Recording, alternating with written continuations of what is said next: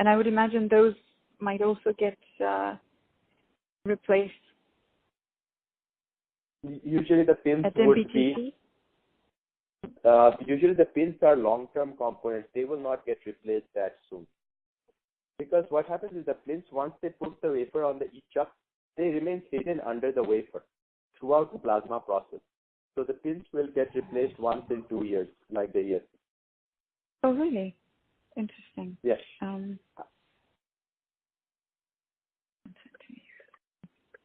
Understood.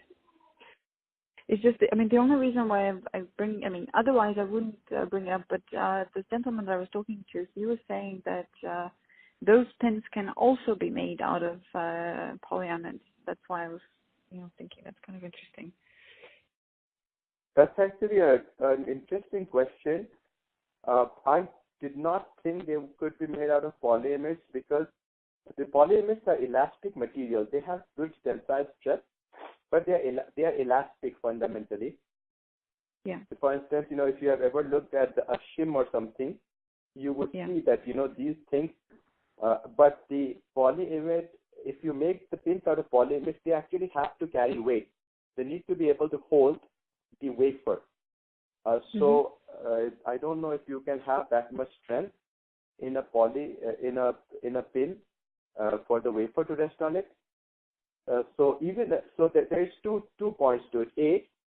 I don't know if you can have the strength to hold the full weight of the wafer if it's made out of polyamide.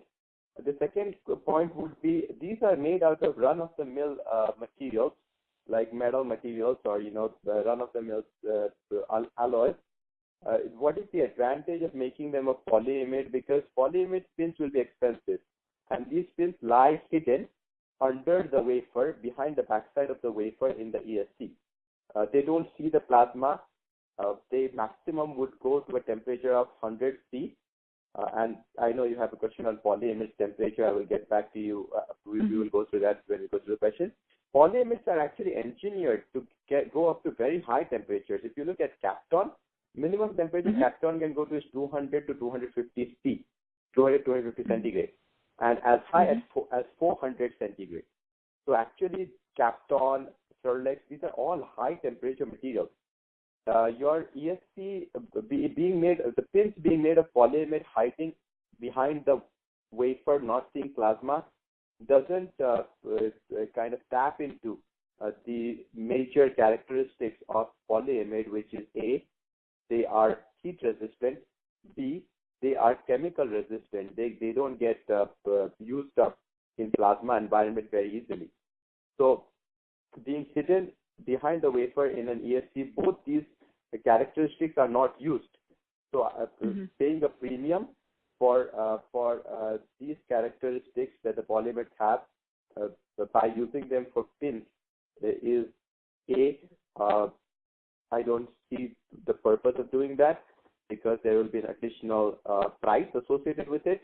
If you make these pins like twice as expensive with no real increase in lifetime, it would be a hard sell.